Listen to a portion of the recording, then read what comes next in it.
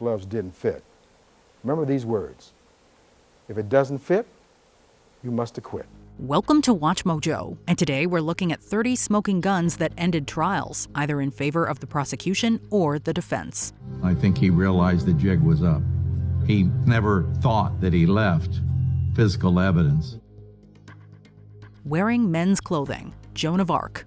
Article 1. You said that by God's command you have continually worn men's clothes, and that you have also worn your hair short, with nothing to distinguish you from the soldiers with whom you fought. This French soldier helped lead Charles VII to the throne during the 100 Years' War. However, she was eventually captured by the Burgundians and put on trial by a pro-English ecclesiastical court. She was charged with heresy, and her penchant for wearing male clothing, especially military attire, was considered a prime piece of evidence. While trivial today, cross-dressing was considered a serious offense in 15th century Christian doctrine. Joan later signed an abjuration under threat of execution agreeing to stop, but she continued to wear male clothing, which was considered a relapse into heresy, a much more serious offense. This allowed the court to label her a relapsed heretic, which carried the death penalty, and on May 30th, 1431, she was burned at the stake. As to this article, the scholars say that you have no comprehension of the authority of the Church, that you have perniciously erred in the faith of God, and that you are a child of superstition, a wanderer from the faith, an invoker of demons, an idolater, and a heretic.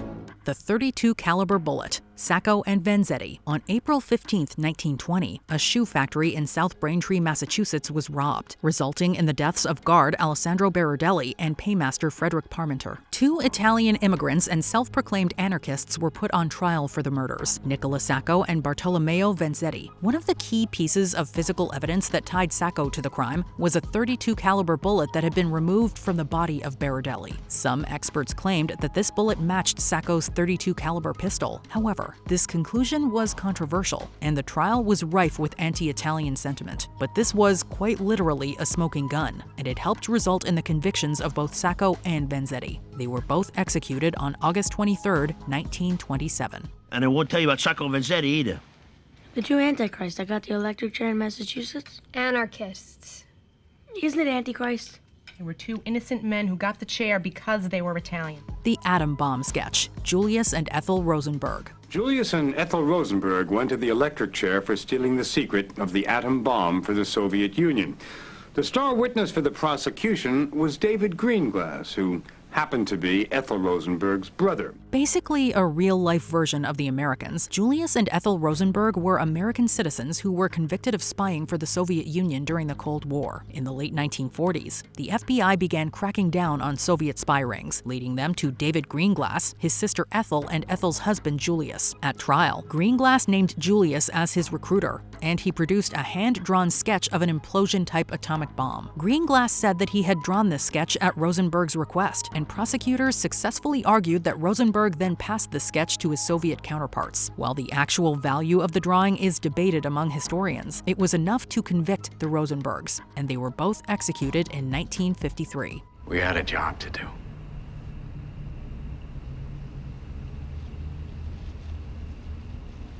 We had a job to do. A slew of forensic evidence. Sam Shepard. In the retrial of convicted killer Sam Shepard, the discoveries of forensic expert Leland Kirk were finally going to be heard. This American doctor was convicted of murdering his wife in 1954 and sentenced to life in prison. Fast forward to October 1966, when Shepard entered a famous retrial. This time, he was defended by the extremely popular and extremely capable F. Lee Bailey. He gave a masterclass in defense strategy, showing that the blood spatter suggested a left-handed killer when Shepard was right-handed. He also got coroner Samuel Gerber to admit that a murder weapon had never been found. Furthermore, forensic analysis also suggested that the killer had been heavily bloodied, but Shepard had almost no blood on him when police arrived. He successfully introduced enough reasonable doubt through forensic analysis to earn Shepard an acquittal. His story would later influence The Fugitive. I didn't kill my wife! I don't care! surveillance and video footage. Daryl Brooks Jr. Absolute chaos and horror in the Midwest tonight after more than a dozen people are hurt at a Christmas parade. Wisconsin authorities say there are also fatalities after a driver sped into a procession, plowing into a crowd of onlookers. It's pretty hard to defend yourself when there's explicit video footage showing you committing a crime. On November 21st, 2021, Daryl Brooks Jr. drove an SUV through a Christmas parade in Waukesha, Wisconsin, killing 6 people and injuring dozens more. Despite the fact that he obviously did it, Brooks entered a plea of not guilty, resulting in a surreal trial. Numerous eyewitnesses, including law enforcement officers, positively identified Brooks as the driver. But worst of all, multiple clear videos showed Brooks driving the SUV directly into the parade. Meanwhile, Brooks represented himself at the trial, often yelling, speaking in pseudo-legal gibberish, and engaging in constant arguments with the judge. His decorum, combined with the inarguable evidence, resulted in conviction and 6 life sentences. Criminal trespass to dwelling from 2006. Right, I need to take a break. This man right now is having a stare down with me. It's very disrespectful. He pounded his fist. Frankly, it makes me scared. No DNA on the knife. Amanda Knox. The knife? I could not explain. There was no reason for my DNA to have been on a handle and Meredith's DNA to have been on the blade. It was impossible. Amanda Knox, once dubbed Foxy Knoxy by the media, spent nearly 4 years in an Italian prison for the 2007 murder of her roommate, Meredith Kircher. But in a plot twist that shocked, well, no one, Knox was eventually exonerated thanks to a key piece of DNA evidence that didn't hold up under scrutiny. The so-called smoking gun was a kitchen knife found in the apartment of Knox's then-boyfriend. Prosecutors claimed it had Knox's DNA on the handle and Kircher's on the blade, helping send her to prison. But forensic experts later revealed that Kircher's DNA was inconclusive, and it was deemed unreliable. So, with no physical evidence tying Knox to the scene, the case fell apart, and she was acquitted and freed. Amanda Knox's hand was said to have been on that knife. It was said to have murdered the victim in this case. No DNA. What? This is Italy, Shepard. It's a little different than we're used to. Photographs. Jodi Arias. The expert said it was taken upside down, so the camera's going to be upside down, which makes sense because that's how it could be accidentally triggered. By just moving the camera, it'll take a picture here. In 2013, Jodi Arias went on trial for the murder of her boyfriend, Travis Alexander. Arias was claiming self-defense, but captured on a digital camera that was found in the washing machine, yes, really, were a series of chilling images. These photos were taken during the killing, including a famous photo of Travis that was taken right before his murder and a blurry image of him bleeding on the floor. If this was self-defense, why did she take pictures of him actively dying? And for self-defense, he looked pretty harmless in the shower by himself. Combined with her constantly changing and inconsistent stories, these photos destroyed her credibility and sealed her fate, sending her to prison for life. What are we looking at? It's a lower view of the victim inside of the shower stall. The testimony of Linda Cassabian, Charles Manson. I remember I was standing out in front of the gun room at this one point, and Charlie came up to me and pulled me off the porch. And he told me I needed a change of clothing, a knife, and my driver's license.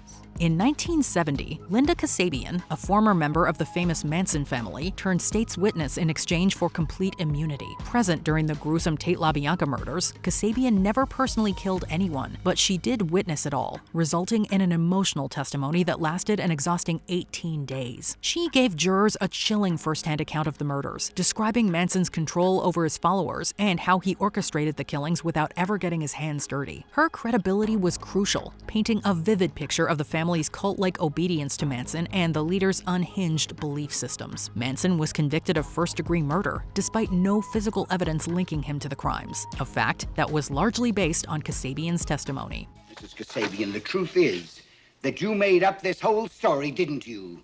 No. Didn't you? Nobody could make that. Nobody.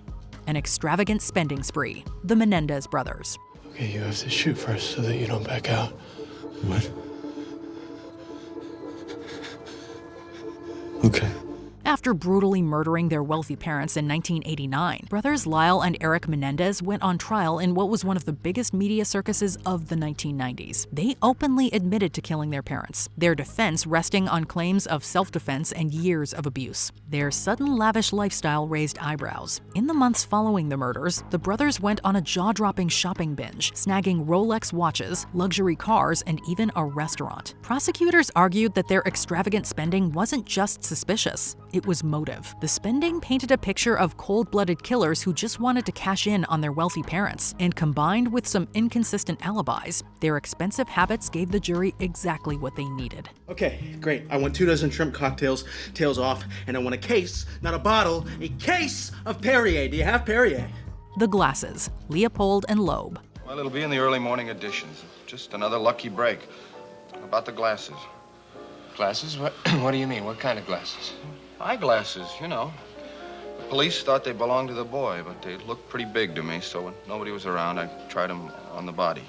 In May of 1924, wealthy University of Chicago students Nathan Leopold and Richard Loeb thought they'd commit the perfect murder, and solely for the thrill of it. But their plan unraveled fast, really fast. Near the body of their victim, Bobby Franks, police found a pair of glasses with a unique hinge. In fact, it was so unique that only 3 people in Chicago had them. One of them, Nathan Leopold. When confronted, Leopold was flabbergasted and made up some bogus story about dropping them while bird watching. No one bought it. And this tiny but crucial detail tied him directly to the murder. The glasses became the smoking gun that shattered their illusion of genius and took them straight to prison. Well, this is all purely academic if they're not really my glasses, isn't it, sir? I don't know, of course, but I would imagine there must be 1,000 pair of glasses like those right here in Chicago. The figure is about 4,000, Judd. But these happen to be your glasses. In spite of the fact they look like thousands of others, they aren't. The smoking gun tape, Richard Nixon's impeachment. I was advised that there was a possibility of CIA involvement in some way.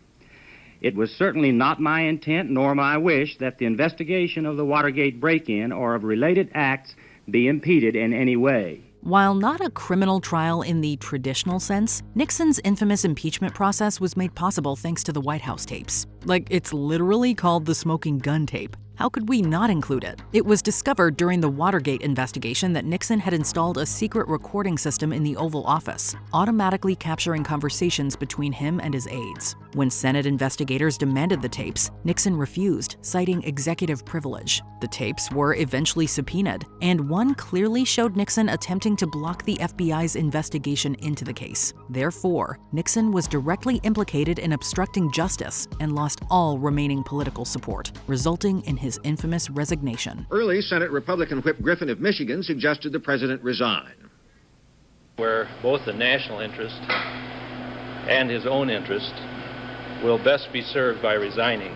The rope hair, the West Memphis Three. New evidence released today claims testing unavailable in 1993 shows no DNA from the 3 imprisoned defendants was found in the bodies of the murdered boys. A highly controversial case, the West Memphis Three were convicted of murdering 3 Arkansas boys in 1993, despite a significant lack of evidence. Today, it's remembered as one of the best examples of the satanic panic. In 2007, investigators tested a hair that was found in the rope used to tie one of the victims. It matched none of the West Memphis Three, but Terry Hobbs, the stepfather of one of the victims. Another hair found on a tree stump nearby was consistent with Hobbs's friend David Jacoby. This new DNA evidence greatly undermined the prosecution, and when paired with evidence of jury misconduct and new statements from key witnesses, it helped exonerate the convicted. All 3 were released on Alford pleas in 2011. And I did not want to take the deal from the get-go. However, they're trying to kill Damien, and sometimes you just got to bite the gun to save somebody. The voice recordings, Clifford Irving. Many of you probably didn't know he lived here, but a lot of you will remember the huge scandal he was best known for. By the 1970s, Howard Hughes was a recluse, and writer Clifford Irving saw an opportunity. He claimed Hughes had asked him to ghostwrite his official autobiography, even producing letters and voice recordings as proof of his correspondence with the famous aviator. Irving planned to publish the book, falsely assuming that Hughes would stay silent. Well, he didn't. Hughes got wind of the news, and in January 1972, 1982, shocked the world by holding a telephone press conference. Investigators compared his voice to earlier recordings and confirmed its authenticity. Meanwhile, forensic analysis exposed Irving's recordings as fake, proving beyond doubt that Howard Hughes had never collaborated with him. The hoax unraveled, and Irving was sentenced to 2.5 years in prison. Do you owe anybody any money at this point? Yes, I owe a total of about just under $1 million to the IRS, to McGraw-Hill, and to my various attorneys. Marked bills and fingerprints. Machine Gun Kelly. We repeat the message to the abductors of little Cheryl Vito. Your message has been received. We will repeat this every 15 minutes until we receive further instructions. In 1933, famous gangster Machine Gun Kelly kidnapped oil tycoon Charles F. Urschel and held him ransom at his in-laws' farmhouse for $200,000. After his release, Urschel helped the FBI track his captors by recalling key details, like the presence of mosquitoes and the repeating sound of a nearby oil pump. His meticulous observations led federal agents to Paradise, Texas, and they were even able to pinpoint the exact farmhouse that held Urschel using the sound of the oil pump. Urschel's fingerprints were found at the property, linking Kelly to the crime. To make matters worse, Kelly's accomplice was also caught with some marked ransom bills. With overwhelming proof of his involvement, Kelly was convicted and spent the rest of his life in prison. You the tough man in the crowd? You got a tough name, Kelly. Why didn't you shoot it out? Because I knew you'd kill me. Phone calls to Amber Fry, Scott Peterson. Amber is a true hero, and she took many risks for justice in this case. In 2003, the remains of Lacey Peterson were found near San Francisco Bay, a year after her husband Scott reported her missing. Scott was later arrested and sentenced to life in prison for her murder. While the case mostly relied on circumstantial evidence, the most damning proof came from phone calls with his mistress, Amber Fry. Scott told Amber that he was a widower before Lacey was even reported missing. She then worked with police and recorded their calls, during which he repeatedly lied, once claiming to be in Paris while actually attending a vigil for Lacey. He also never once expressed concern for his missing wife. Yesterday, we told you that Scott Peterson was resentenced to life without parole for the murders of his wife Lacey and their unborn son. Now his sister is speaking out, saying she couldn't be more pleased. These deceptive conversations made Scott appear detached and manipulative, significantly swaying public opinion and the jury against him. I wish he would take just a fraction of pain away and just be honest and, say, you did it. Fiber evidence. Wayne Williams. Fibers on the body consistent with what we found on other victims. The fibers we recovered are green and a very unusual shape. I saw green carpet in Williams' home. But you don't know if it's a match? No, sir. There were dog hairs on the victim. I found dog hairs in the suspect's vehicle, and his family owns a dog. I own a dog, Agent. While Wayne Williams was officially convicted of murdering 2 men, he remains the prime suspect in the Atlanta murders of the late 70s and early 80s, which resulted in 30 deaths. Many witnesses reported seeing Williams with many of the victims, but the smoking gun came in the form of fiber evidence. Investigators found fibers from Williams' home, clothes, car, and even his dog on many victims, all but linking him to their deaths. Prosecutors used these fibers to link Williams to at least some of the famous killings, and he was ultimately found guilty of murdering 2 men, Nathaniel Cater and Jimmy Payne. Perhaps most damning of all, the Atlanta murders stopped once Williams was imprisoned. From those few thin threads, Peterson would begin to build a case to try to catch a killer. DNA. Gary Ridgway. We had reference samples collected from potential suspects in the past. Those reference samples were run.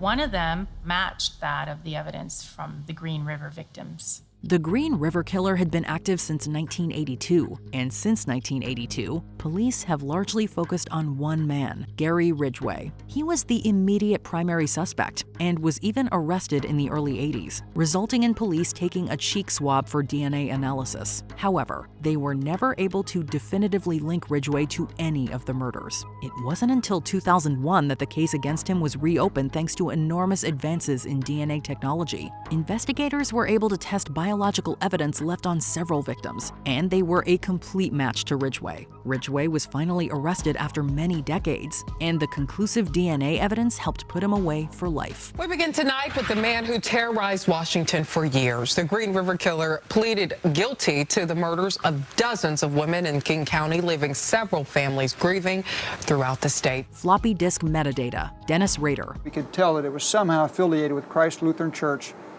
and the Park City Community Public Library.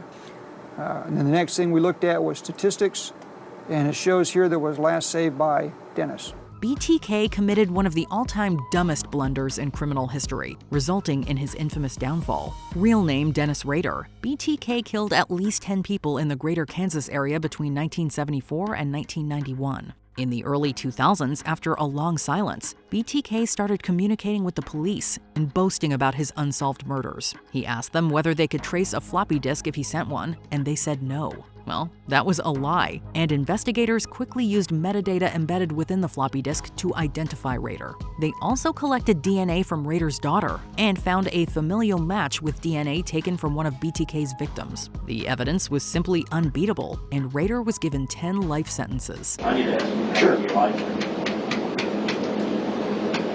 How do you like it? Because I was trying to catch you. A very unusual rope, John Jubert. I had never seen anyone like this. None of the other examiners in the laboratory who deal with ropes on a daily basis over a number of years had ever seen a rope like this. American serial killer John Jubert was executed in 1996 at the age of 33 for murdering 3 boys. His first victim, Danny Eberly, was found bound with very distinctive multi-strand rope, commonly used in military or industrial settings and not found in everyday hardware stores. It also had a unique twisted pattern that made it easy to identify and trace. FBI profilers suspected that the killer had military experience owing to the precision of the bindings, and a tip eventually led police to Jubert, an Air Force radar technician stationed in Omaha. A search of his belongings uncovered rope identical in composition and structure to that used on Eberly. Forensic analysis later confirmed an exact match, helping secure Jubert's conviction and eventual execution. I found that they were identical in all respects. Microscopically, instrumentally, chemical tests, there were no differences between the 2 ropes. Fingerprints. Richard Ramirez. It is a 1976 Toyota station wagon, orange in color, license number 482RTS. The Night Stalker terrorized California in the mid-1980s, breaking into homes and murdering at least 14 people. On the night of August 24, 1985, a teenager named James Romero was working on his bike when he saw Ramirez outside his house. Ramirez fled the scene in a panic, but Romero noted his orange Toyota and the car's license plate. Later that night, Ramirez broke into the home of Bill Carnes and Inez Erickson, assaulting Erickson and shooting Carnes. The orange Toyota was later found abandoned in Koreatown, and police were able to lift Ramirez's fingerprints from the rearview mirror. This print definitively linked Ramirez to the vehicle seen fleeing multiple crime scenes, including the most recent attack on Carnes and Erickson. And they were able to pull a latent fingerprint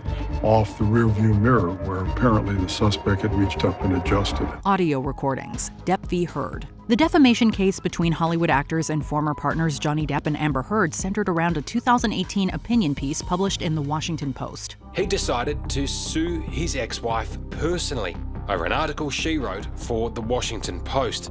And this time, he was taking the fight back home. In the article, Heard asserted that she had been a victim of domestic violence during their marriage. However, Depp sued her, insisting that he was the one subjected to violence at her hands. So much of the case was put to the jury as being whether or not Johnny Depp would be the sort of person, or is the sort of person, that would ever lay a finger against another woman. A crucial moment during the trial was the playing of an audio recording where the couple argued about a past physical altercation that left Depp's finger injured. On the tape, Heard appears to acknowledge hitting Depp and berates him for complaining about it. But you're fine. I did not hurt you. I did not punch you. I was hitting you. This incriminating tape likely influenced the jury's decision to hold Heard liable for defaming Depp, quote, with actual malice. Terry Sanderson's post-incident travel, Gwyneth Paltrow ski crash trial. In 2023, actress and lifestyle entrepreneur Gwyneth Paltrow faced a civil lawsuit from retired Utah doctor Terry Sanderson. Oscar-winning actress Gwyneth Paltrow in court being sued, accused of violently crashing into a man during a family ski trip in Park City, Utah. Sanderson alleged that in 2016, Paltrow collided with him on a ski slope, resulting in permanent traumatic brain injury and severe emotional distress, among other things. Paltrow's legal team challenged Sandersons' claims by presenting evidence of the numerous vacations he took after the supposed incident, as well as social media posts depicting him in good spirits. You posted a lot on social media? Relative to other people, it did seem like I did. Very little. All of these pictures are from your personal Facebook after the collision. Although Sanderson maintained that these trips were part of his recovery, the jury disagreed with him. They ultimately found him responsible for the accident and awarded Paltrow the requested $1 in damages. I believe she thinks she has the truth. I believe she thinks that. But I know.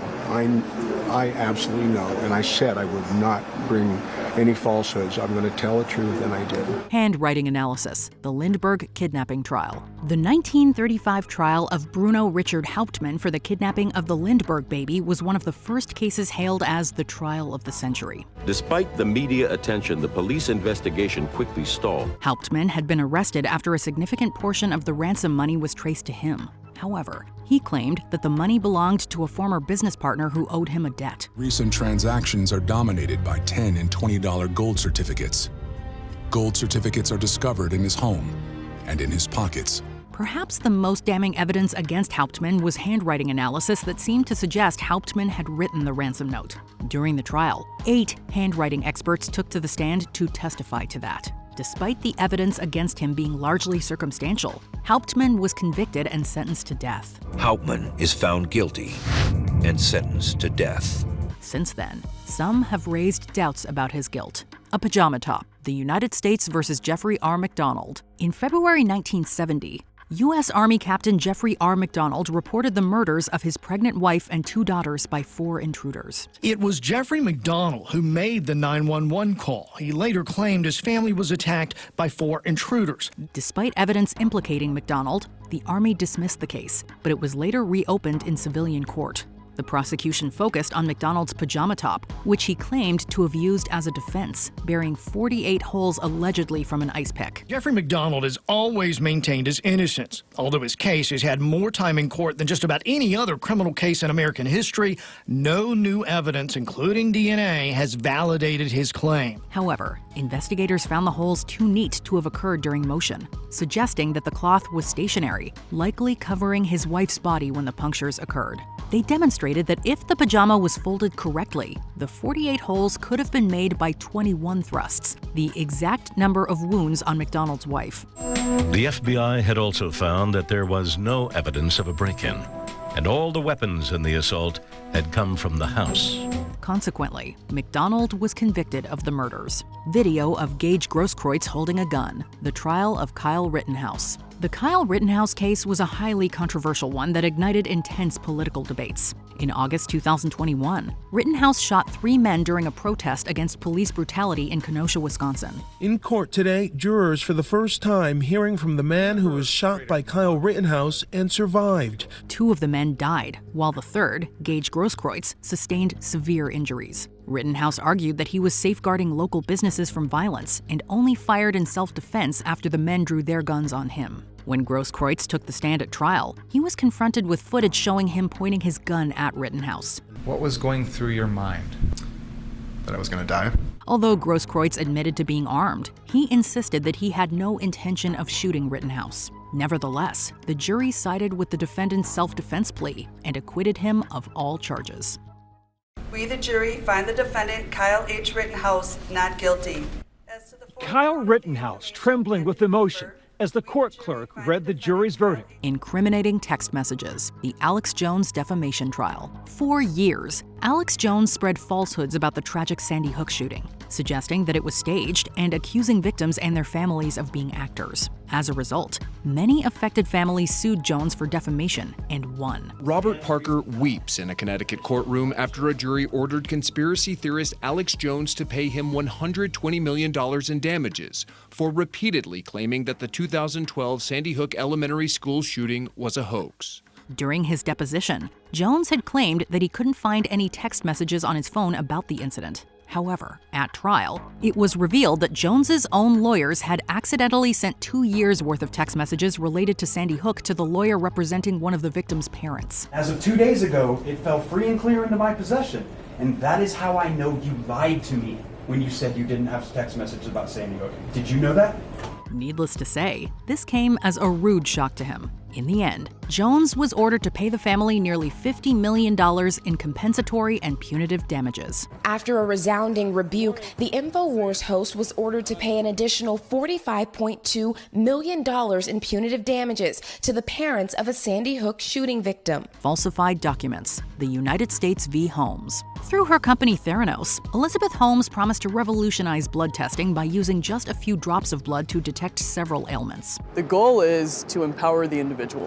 We believe strongly that the future of healthcare is in enabling the individual to have the information that they need to take ownership of their health. However, these claims were inaccurate, and Holmes attempted to validate them by forging documents to sway investors. 2 particular sets of these documents played pivotal roles in her trial. The first, a counterfeit endorsement from pharmaceutical giant Pfizer, falsely suggested that they had endorsed Theranos' technology. Remember those logos that Elizabeth Holmes admitted she put on pharmaceutical company lab reports and then sent to prospective business partners like Walgreens?